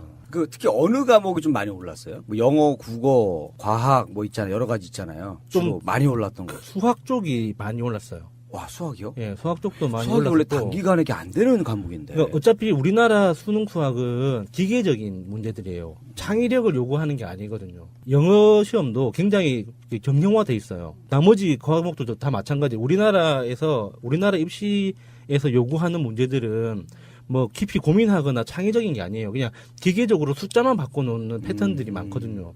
그래서 어떤 능력을 요구한다는 걸 알게 되면 사실 조금 더 고민하다 보면은 교육 제도까지 보이기도 해요. 근데 뭐 지금은 그런 것까지는 필요 없고, 당면한 건 내가 아는 만큼만 맞춰도 되거든요. 그 내가 모르는 것까지 운빨로 그냥 찍어서 맞추면 좋겠다라고 생각하는 건 사실 욕심이거든요. 좀 반대였던 거예요. 저 같은 경우는 내가 모르는 거를 더 공부해가지고 맞춰야겠다 그랬는데 아는 거를 다지자 작전이시잖아요. 그러니까 그게 내가 모르는 걸 하나 더 아는 것보다 내가 알고 있는 것 옆에 거를 한번 보는 게 훨씬 더 효과적이에요. 야수님께서 일반 학원 선생이나 그런 사람들이 알고 있는 노하우를 스스로 깨달으신 것 같아요. 그래서 저는 이 노하우를 주변에 이제 사촌 동생들이나 조카한테 이야기해서 많이 먹혔어요. 그러니까 임상 실험을 또 해본 거네요. 왜냐면 이거 다른 아이들한테도 확실한 거거든요. 근데 이거는 이제 절실할 때 이야기를 해줘야지 먹히지. 예를 들어서 이제 막 고등학교 입학한 친구한테 이야기를 하면 무슨 말인지 못 알아들어요. 절실하지가 않으니까. 근데 이 방송을 들으시는 분 중에 주변에 고3 학생이 있거나 중요한 시험이 있는 분들은 한번 생각을 해보세요. 이게 우리가 보통의 문제집이나 시험이란 제도 자체가 일종의 그 말한테 이렇게 눈 가리게 있죠. 말한테 눈 양옆에 앞만 보게 만드는 경마하는 말. 경마하는 말들에 눈에 붙이는 눈 가리개 같은 역할로 문제가 디자인되어 있단 말이죠. 큰 그림을 못 보게 해요. 그래서 그에 해당하는 문제에만 골몰하게 하는데 그 시각에서 벗어나면 그 시험 전체가 보이거든요. 그러면 이 그 시험 낸 사람이 정말 좋은 사람이구나, 성격이 더럽구나, 지랄 같구나 하는 것까지 느껴져요. 그렇게 되면, 그러니까 시험을 잘 치고 못 치고는 두 번째 문제고, 시험을 치는 내 태도 자체가 굉장히 편해져요. 그러니까 딱히 무서워지지가 않아요. 무섭지가 않아요. 대단하신 걸 보신 것 같아요. 저도 이제 예전에 학원 선생 할 때 요 시험 문제를 저희가 학원 선생도 해보셨어요? 예. 그러니까 살아있는 우리 이명박 대통령하고 정말 예. 안 해본 게 없으십니다. 제가 시험 문제를 내야 되잖아요. 근데 가르치는 입장에서는 이제 뭐 영어 한 과를 저는 영어였으니까 한 과를 할 때 처음부터 끝까지 커리큘럼을 보고 아이들한테 가르치면 벌써 야수님께서 역으로 깨달으신 거를 가르치는 입장에서 이미 머릿속에 딱 이렇게 틀이 잡혀 있거든요. 그 상황에서 보면은 이제 시험 문제가 학교든 어디든 나올 게 보이는 거죠. 선생 입장에서는. 이제 그렇게 되는 건데 야수님께서는 학생의 입장에서 역으로 그거를 찾아내신 거예요. 학원 선생 하셔도 됩니다. 예. 그래서 나중에 제가 이제 이론적인 그 근거가 있다는 걸 저의 사고방식이나 이 시험에 대한 접근 방법 자체가 이론적인 근거가 있다는 걸 하나하나씩 알아가면서 그 발견하는 굉장히 최근에 발견한 좋은 책이 있어서 지금 고3들한테는 절대 적용 안 되는 거예요. 이게 오해하시면 안 되고 이제 고2가 끝나고 고3에 올라갈 학생들 또는 재수하시는 재수하시는 분들이나 안 그러면은 고2 이하 중고등학생들한테 권하는 책인데 그게 어떤 책이냐면은 제목은 완벽한 공부법이라는 책이에요. 이 저자들하고 아무런 인간적인 관계가 없습니다. 아, 근데 저자가 누구예요? 저자가 고영성 씨하고 신영준 박사라는 분인데, 고영성 씨는 전문 작가예요. 전업 작가. 책을 전문으로 쓰시는 분이고, 신영준 씨는 공학 박사인데, 공부법이나 자기개발 관련된 그 강연을 굉장히 잘하고, 벤층도 굉장히 두꺼워요. 학생들 사이에서. 그래서 이게 굉장히 독설과 직설을 정말 이렇게 강하게 해주시는 분들이어서, 저희 이분들 팟캐스트도 있는데 완벽한 공부법이라는 이 책은 굉장히 책 내용만 그러니까 어떤 공부법이나 어떤 심리학, 뇌과학 이런 걸 모르고 보면 굉장히 너무 현실적이어가지고 좀 저급해 보일 수도 있어요. 굉장히 노골적이거든요. 그 방법적인 것들이. 그런데 제가 여러 가지 저는 대한민국 성인 평균 독서량에 비해서 굉장히 많은 책을 봅니다. 평균적으로. 물어봐도 돼요? 어느 정도 보시는지? 뭐 올해만 해도 한 8, 90권 정도 봤어요. 많이 2017년만 해도. 그러니까 그 중에서도 제가 추천하는 한 권이 올해 봤던 것 중에 추천하는 몇 권 중에 하나인데 굉장히 그 실천적이고 실용적이에요. 그래서 제가 그 중에 한 꼭지를 소개해 드리려고 하는 게 이제 메타인지라는 거예요. 제가 말씀드렸던 그 시험지를 다시 분석해서 교과서로 이어붙인 다음에 교과서를 다시 해체해서 보는 이 방법 자체. 그러니까 우리는 교과서를 배울 때 선생님한테 수업 시간에 교과서 내용을 배울 때 각 단원별 안 그러면은 각 페이지별로만 그 어떤 특정한 시간에 선생님한테 그 내용만 배운단 말이죠. 맞아요. 네. 그러니까 교과서라는 전체 맥락 그리고 고등학교 3학년이라는 전체 맥락 속에서 어느 위치쯤 배우는지에 대한 감각이 없는 상태에서 우리가 그 해당 꼭지만 배우는 거예요. 그러니까 뭐 모든 과목이 재미가 없죠. 그렇게 되면 그냥 단편적이에요. 모든 과목이 재미가 없어요. 단편적인 겁니다. 그런데 그 맥락에 대한 인식이 딱 생기기 시작하면 사실상 우리가 배우는 것 중에 재미없는 게 하나도 없어요. 다 재밌거든요. 그래서 저는 어렸을 때도 그렇고 커서도 그렇고 나는 공부하는 게 재밌어서 공부를 한다고 이야기하면 사람들이 못 알아들어요. 뭔 개소리냐고. 근데 공부하는 거 정말 재밌는 일이거든요. 근데 우리가 공부라는 그 이미지 자체가 내가 모르는 걸 나보다 잘 아는 사람한테 일방적으로 주입받는 거라고 생각하면 공부 진짜 재미없거든요. 근데 공부는 그런 게 아니에요. 내가 지금 그 교과서 안에서 어느 단락을 배우고 있는지를 알고 배우면 이 단락의 이전 단락과 앞에 배울 단락 사이에 이게 어떤 의미를 가지는지 알게 되거든요. 그러면은 구체적인 내용은 모르지만 그러니까 내가 뭔가 의미 있는 어떤 시간을 보내고 있다는 그 감각이 생기기 시작해요.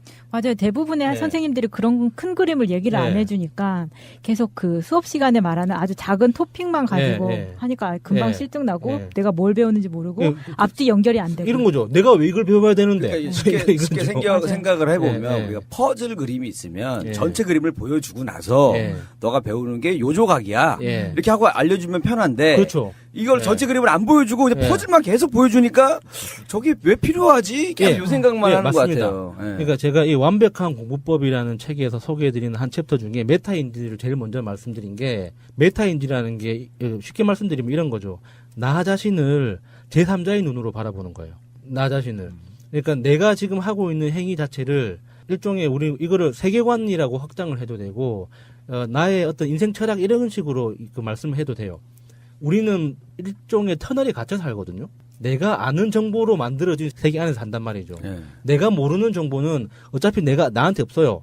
그래서 내가 아는 것만 가지고 내 세계를 구성해놓고 살아가기 때문에 내 세계가 내가 모르는 거를 내가 인식할 수 없구나라는 거를 아는 순간 나를 다른 눈으로 보게 되거든요. 자기 자신을. 그러니까 메타인지라는 게 그런 뜻이에요. 자기 자신을 제3의 눈으로 바라볼 수 있는 능력. 그래서 제가 교과서 안에 갇혀 있지 말고 교과서 밖으로 나와서 교과서 전체를 바라보기 위해서 시험 문제를 해체해서 교과서를 다시 만들어 보라고 하는 이유가 그 메타인지 때문에 그런 거거든요. 그러면 그 교과서 안에 속속들이 박혀 있는 세부적인 정보들까지 우리는 전체적으로 기억하게 돼요. 그래서 어떤 학습이나 시험에 대해서 어떤 공포심 이런 게 없어지거든요. 그래서 저는 시험이라는 주제와 관련해서 꼭 한번 소개해드리고 싶었어요. 메타인지에 대해서. 야, 저 그 공인중개사 시험 잠깐 준비했었는데 이 방법을 한번 써보면 좀 도움이 될 것 같아요. 진짜 어렵더라고. 생각보다 너무 어려워가지고. 어렵죠. 오래 안 봤잖아요. 진짜로 1년을 이렇게 틈틈이 공부하다가 안 되겠다 올해는. 하고 이제 내년에 넘겼는데 제가 한번 테스트 한번 해보겠습니다. 예, 야수님 말씀 말미에 하나 아까 다다음 주에 수능이라 그랬는데 오늘 월요일인 걸 깜빡했습니다. 다음 주입니다. 11월 16일입니다. 목요일 수능 날입니다.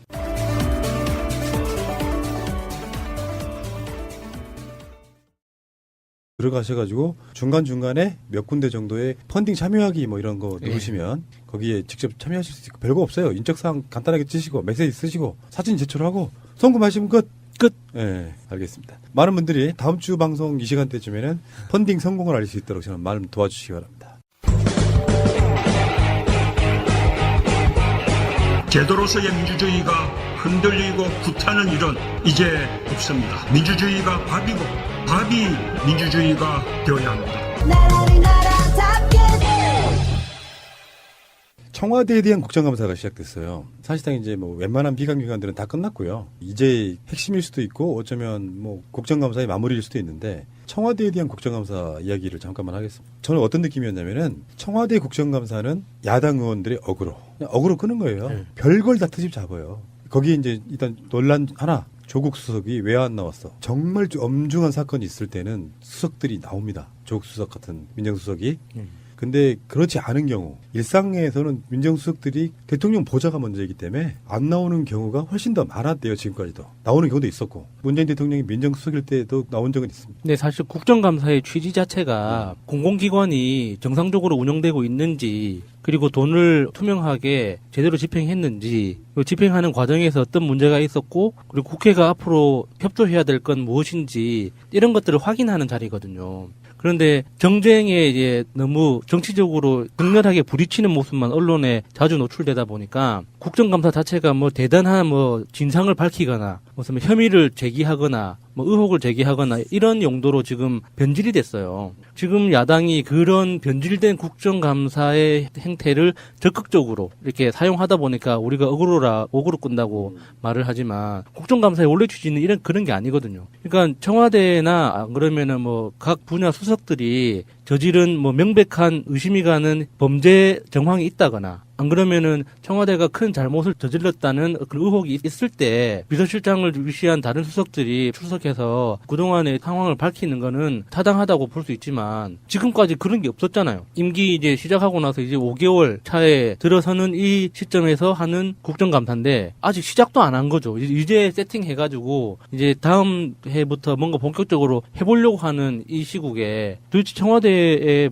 뭘 지적하고 뭘 하겠다고 하는 건지. 그러니까 지금 이거는 어떤 거냐면 야당의 어그로라고 하는 건 일단 문재인 정부의 조각 등에 있어서 인사참사를 가장 책임자가 민정수석이라고 보고 있는 거예요. 근데 이를테면 그들이 어그로를 끄는 지점은 일단 인사참사로 보고 있다는 문제. 물론 뭐 중간에 엇박자가 좀 있기도 했고 뭔가 좀 낙마신분도 있긴 하지만 그걸 빌미로 해서 조국 수석이 갖는 어떤 상징성이랄까 네임밸류랄까 이런 것들이 나오게 되면 일단 그림이 되는 거고 그 그림을 조국 수석을 막 질타하는 쪽으로 한번 해보겠다는 건데, 그래서 막 피켓 들고 뭐 여러 가지 항의성을 보내긴 하지만 이거를 또 반대로 생각해 보면요, 이렇게 볼 수도 있죠. 이명박근혜 9년 동안 민정수석이 국회 국정감사에 나온 적이 단 한 번도 없습니다. 여기 이제 흔히 말하는 내로남불이잖아요. 내가 하면 노면서 남이 하면 불륜. 지들은 아까 말한 똑같은 이유로 민정수석이 단 한 번도 국정감사에 나온 적이 없는데 이제 와서 문재인 정부의 민정수석은 나와라고 말하는 것 자체가 저는 나오는 것도 나쁘진 않다고 생각하는데 필요하면 나와야겠죠. 나와야 되는데 노무현 대통령 때는 나왔어요. 그 이후에 9년 동안 안 나온 거예요. 그래놓고 안 나왔던 세력이 그걸 나오라고 부른다면 누가 나가냐고요. 사실 이번 조국 민정수석을 나오라고 하는 건 이슈거리가 없어요. 민정수석을 부를 합당한 이유가 있다면 나와야겠죠. 민정수석 아니라 대통령이라도 정말 합당한 이유가 있으면 나와야 돼요. 그런데 그게 합당한 이유가 아닌 것으로 인사참사요? 인사참사 역대 정권에서 이렇게 멋있는 인사가 된 적이 있나요? 없어요. 인사참사는 정말 말도 안 되는 거고요. 홍진호 사건 그것도 말도 안 돼요. 그거는 시작부터 당사자가 잘못한 부분이고 그건 정부에서 잘못했던 부분은 아니고요. 그래서 조국 수석을 끌어내서 망신 주려고 하는 시도가 일단 실패하니까 어그로를 계속 끌고 있는 거고요. 임종석 실장을 불러다 놓고 얘기하는데 보니까 참 가관도 아니더라고요. 자, 거기다가 이런 얘기도 있어요. 미치겠다. 웃겨가지고 말도 안 꼭 알아야 할 어제의 뉴스. 청와대 국감은 조국 민정수석 불출석을 놓고 시작부터 불꽃이 튀었습니다. 지난 9년간 우리는 단 한 차례도 민정수석을 국회에 부르지 못했었습니다. 내로남불의 끝판은 바로 여기서 우리가 보고 있다고 생각이 듭니다.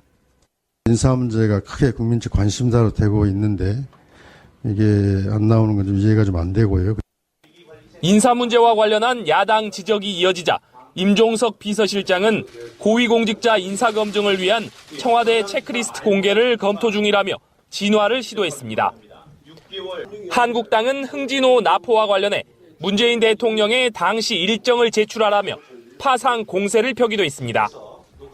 어떻게 했습니까? 세월호에 대해서 분단위로 공개하라고 난리를 부리고 몇 년 동안 그랬던 사람들이 1시간 단위로 자료 달라는 것도 이것도 안 줘요?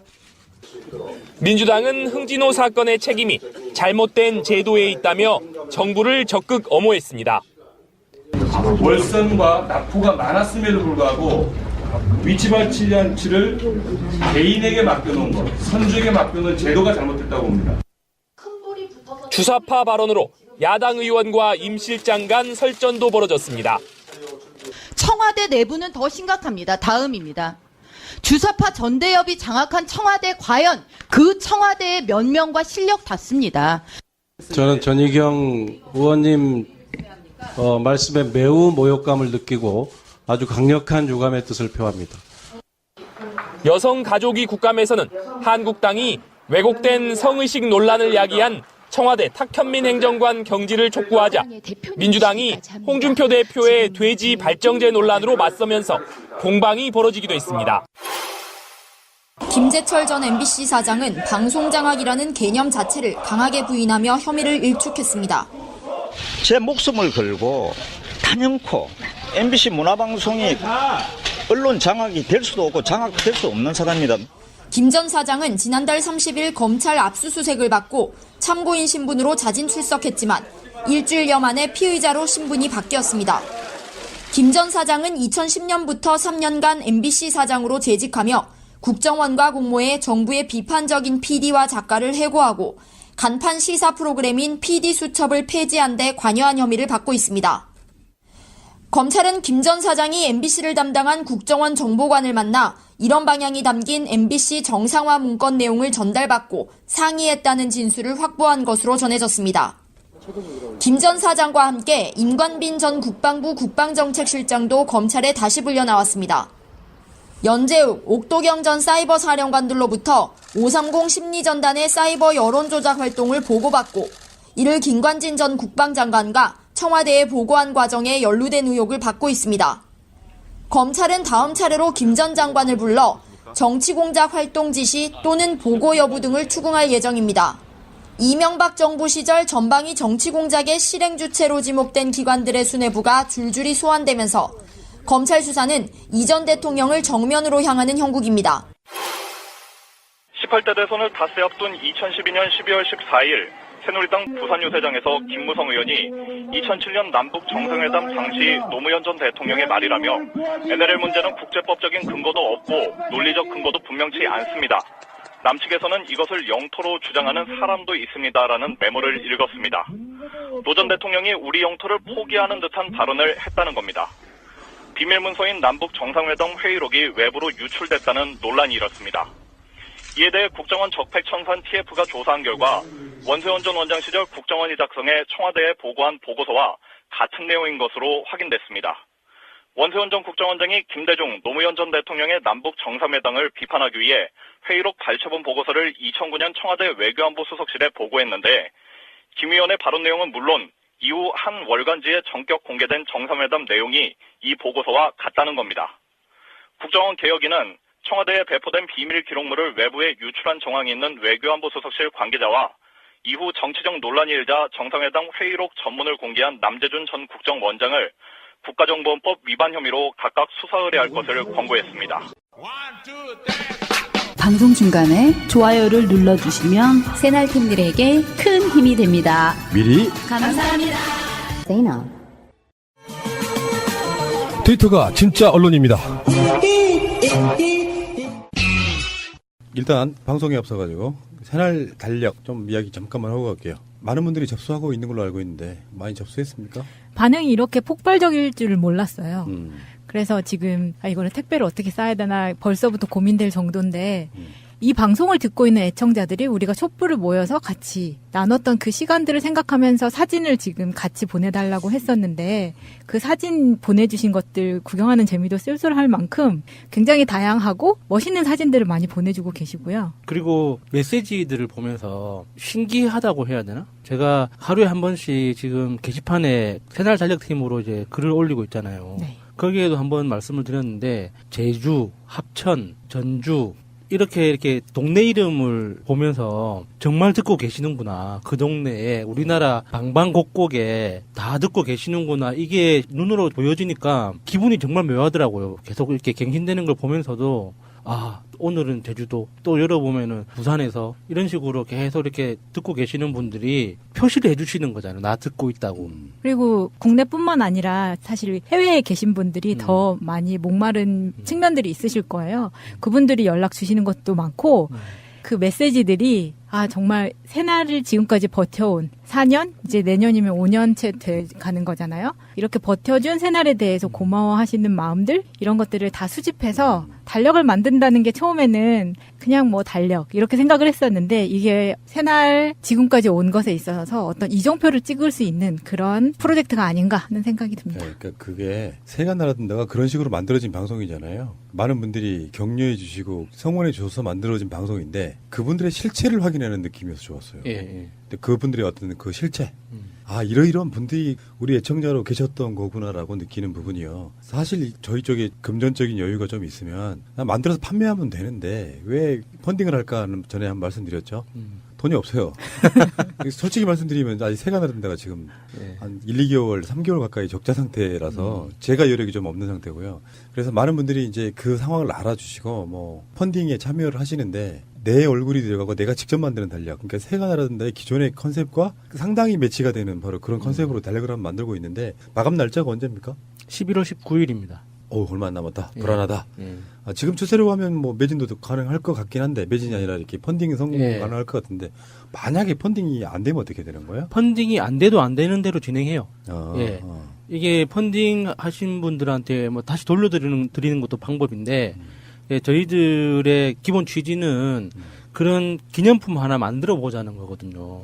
새날이라고 해서 그러니까 우리 새날의 어떤 로고나 방송 채널 하나 덜렁 들어간 그런 기념품이 아니라 정말 새날의 주인은 듣고 계시는 여러분들이 정말 그 이 방송의 주인이시잖아요. 그러니까 그 방송의 주인의 얼굴을 담아서 우리끼리 한번 재밌는 이벤트 한번 해보자는 거기 때문에 이 펀딩의 성공 여부와는 상관없이 작게 모이면 작게 많이 모이면 많이 찍어서 더 많이 이렇게 배포하고 나눌 거예요. 우리 방송의 썸네일의 주인공은 새잖아요. 예. 근데 그냥 새가 아니고 파랑새란 말이에요. 예. 어목하던 시절을 같이 했던 서로가 파랑새였던 것 같아요. 그 관점으로 박근혜와 문재인 대통령이 나눠 쓰는 2017년이 아니고 온전하게 우리가 통으로 쓰는 2018년은 새로운 달력을 한번 만들어보고 싶다. 그리고 거기에 우리들만의 기념일들이 굉장히 많이 표시가 되는 일반 달력과는 상당히 다른 달력을 한번 만들어보고 싶다. 이런 거거든요. 많은 분들 참여 좀 주시기 바라고요. 직접 들어가실 분들은 새날베스트 SAENALBEST.com 들어가시면 되고 팟빵에 새가 나른다 들어오시면 공지사항이 있습니다. 그 공지사항에 거기로 들어가는 링크를 하나 걸어놨는데 거기 탁현민 행정관에 대해서 성예방 교육 자료를 내라는 그러니까 탁현민 행정관에게 성희롱 예방 교육을 한 자료를 달라는 거예요. 그러니까 지금 청와대 직원 전체에 한 게 아니라 탁현민 한 개인을 교육한 자료를 내라고 했다는 거죠. 이게 지금 그 청와대 국정감사는 아니고요. 이제 우리 방송으로 국정감사 결산이 나갔잖아요. 거의 한 80%에서 90% 가까이 끝났고 일부가 이제 11월 달에 지금 여성가족부라든지 등등의 정부 국정감사가 남아 있는데 그 국정감사에서 탁현민 행정관에 대한 성예방 교육 자료를 내라. 난 그러다 보니까 이게 이제 홍준표 발정제랑 같이 싸움이 붙은 거예요. 얼마나 트집 잡을 게 없으면 일개 청와대 행정관을 가지고 교육을 했네 안 했네 가지고 깔까요? 보통 그 기업에서도 성평등에 관한 교육들을 1년에 한 번 정도는 최소한 하게 돼 있거든요. 그래서 일반 기업들에서도 해요. 강사를 외부 강사를 모셔다 놓고 하든지 아니면 내부적으로 하든지 하는데 청와대도 아마 할 겁니다. 이 부분은 왜냐하면 여직원도 많고 남자 직원도 많기 때문에 할 거고요. 그런데 이거는 자유한국당은 하나? 자유한국당도 해야 되거든요, 이 교육을. 예전에 그 국민의당 성희롱 예방 교육 하는데 강사가 성희롱을 하더만요.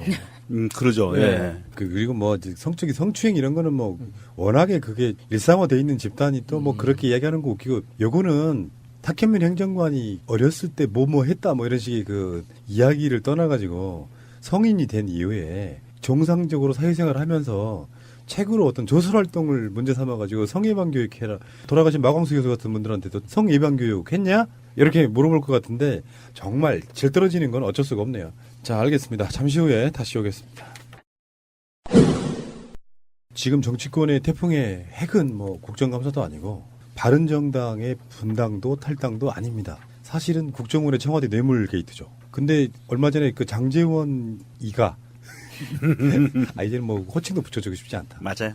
오늘도 보니까 뭐 권양숙 여사 뭐 받은 돈 어쩌고저쩌고 환수해야 된다 뭐 이런 개소리하고 있는데 그 전에 노무현 정부 때도 특활비를 상납받았다 이렇게 지금 주장을 하고 나온 거예요. 그래가지고 청와대가 지금 현재 청와대가 노무현 정부 때와 현재 청와대가 국정원 특활비를 받은 적이 있는가 전수조사를 해봤다는 겁니다. 해봤더니 받은 적 없다예요. 그 실제로 노무현 대통령 때 국정원장 그분도 그렇게 했잖아요. 우리는 받은 적 없다고. 네. 청와대 자체가 특활비가 있는데 무슨 정도로 받아요? 그냥 나라 국한 빼먹는 도둑놈들밖에 되지 않는 거거든요. 그냥 이거는. 박지원 의원이 어떤 인터뷰에서 그런 이야기를 하는 거 들었어요. 김대중 대통령이 취임하고 나서 청와대에 들어갔더니 각 수석실 산하 담당 행정기관들 있잖아요.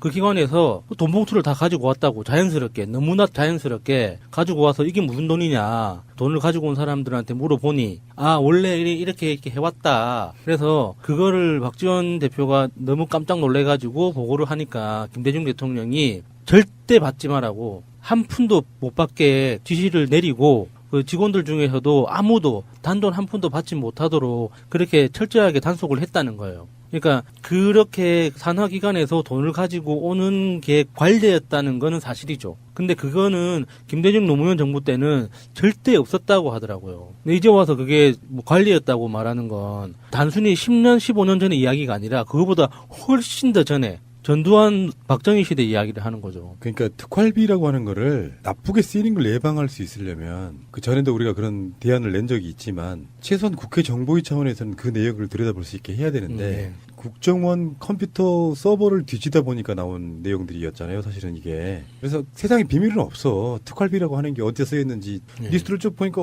이게 무슨 청와대로 간 돈이 왜 이렇게 많아? 이렇게 된 거고 나머지는 어느 정도 부분은 또 실제로 자기들이 써야 될 명목에 썼던 것도 일부는 있었겠죠. 근데 그 특활비의 대부분이 정치 공작에 쓰였다는 게 문제였잖아요. 지금 민간단체 지원하고 막 이런 식으로 결국에는 야당 탄압. 야당도 정부의 일원이에요. 사실 알고 보면 정부의 일원이라고. 국민도 마찬가지인데 결국에는 야당과 자기들이 정권에 반대하는 세력에게만 특활비를 유리하게 썼다는 것 자체도 문제인데 그것을 또 뛰어넘는 사건이에요. 이거는 특활비가 뇌물로 공여됐다고 하는 거. 그래서 나온 이야기 중에 하나가 이거죠. 박근혜 탄핵 심판할 때 변호사비 전액 4억이 현금으로 지급됐다. 근데 그 기간이 그런 거죠. 한참 국정농단 게이트가 터지면서 한두 달 정도는 안 받았다고 해요. 받았던 그 현찰을. 그러다가 갑자기 안 받은 달 8월 달 거랑 합쳐서 2억 보내라 이렇게 됐다는 거예요. 그래서 그렇게 받은 돈으로 실제로 탄핵 심판에 나왔던 변호사들 변호사비를 준 게 아니냐 하는 그런 의심도 한번 하고 이건 뭐 확실하다고 이야기하기도 그렇고 안 하기도 그렇고. 변호사비 전액을 현금으로 지급한 건 지금 사실로 보여요. 4억이라는 돈이 뭐 일시불로 한 번에 4억을 준 건 아니기 때문에 4억이라는 현금을 쌓아둔 어떤 그림을 그려놓기는 힘들지만 그래도 뭐 5천만 원, 3천만 원을 5만 원권으로 줬다잖아요. 상상이 됩니까? 그 돈을 현금으로 주는 게. 저는 이 변호사들이 하나같이 부도덕해 보이는 변호사들이 이게 세금으로나 냈을지 저는 궁금합니다. 솔직히. 신고 제대로 안 하면 큰일 나죠. 변호사들. 네. 새가 날아든다는 여러분들의 하트를 먹고 삽니다. 잊지 않으셨죠? 에피소드 제목을 누르고 플레이가 되면 오른쪽 위에 하트를 꾹 눌러주세요. 오늘도 감사합니다. 더 많은 분들이 들을 수 있도록 하트 꼭 눌러주세요. 우리가 상식적으로 볼 때요. 대한민국에서 기업이랍시고 좀 해본 사람들의 경험은 다 있을 거예요. 이런 경험들이. 뭐냐면 내가 정상적이지 않은 방법으로 저 사람한테 돈을 줘야 되는데 현금을 줘야 돼요. 그런데 그 현금 주는 걸 통장에서 찾아서 줄까요? 안 그래요. 통장에서 찾아서 주려면 계좌이체합니다. 그렇지 않고 쌓아놓은 돈이 따로 있었다는 거예요. 아하, 역시. 그러니까 이 현금을 미리 보유하고 있지 않으면 이 현금으로 이 사람들한테 고액권으로 이렇게 몇백만 원, 몇천만 원씩 줄 수 있는 여력이 없어요. 사람들은요. 대한민국에 아무리 많은 재벌들이 있어도 정상적으로 통장에서 찾지 않고 내가 이 쌓아놓은 돈이 없다면 불가능해요. 이렇게 돈을 주는 게. 금고에 있었다? 그렇죠. 그래서 장시호가 얘기했던 삼성동에 금고가 있었다라는 부분이 검찰이 압수수색을 하지 않았던 게 가장 큰 문제예요. 청와대에도 있을 수 있잖아요. 청와대에도. 청와대에도 있었을 거고 아마 이게 퇴임 후에는 쫓겨난 이후에는 삼성동 금고에 들어가 있었을 텐데 그게 지금 아마도 내곡동으로 갔을 거예요. 그래서 지금 검찰이 그 부분에 대해서 압수수색을 할 예정으로 지금 돼 있는데 또 빼돌리겠죠. 다른 곳으로. 참 희한한 게 보통 우리 같은 상식이면은 이 사람 재산이 있잖아요. 그 삼성동 집만 70억에 팔렸어. 근데 그 탄핵 심판의 변호사비를 국정원이 대준 것으로 약간 추정되는 거잖아요. 결론적으로 어떤 쓰임새는 국정원은 그 쓰임새를 정확히 뭐 알았다고 말하기 좀 어려웠겠지만 세력 자체가 부도덕하다 이런 생각밖에 안 듭니다. 그래서 우리가 보통 주택을 매매하더라도 지금 박근혜는 60몇 억, 70억 가까운 돈으로 팔았고 내곡동은 20몇 억인가 주고 샀잖아요. 그러면 차액이 발생하잖아요. 약 뭐 3, 40억 정도가 차액이 발생하는데 그럼 그걸 현금으로 갖고 있었을 거다? 그것도 불가능해요. 말이 안 돼요. 네. 계좌이체. 네.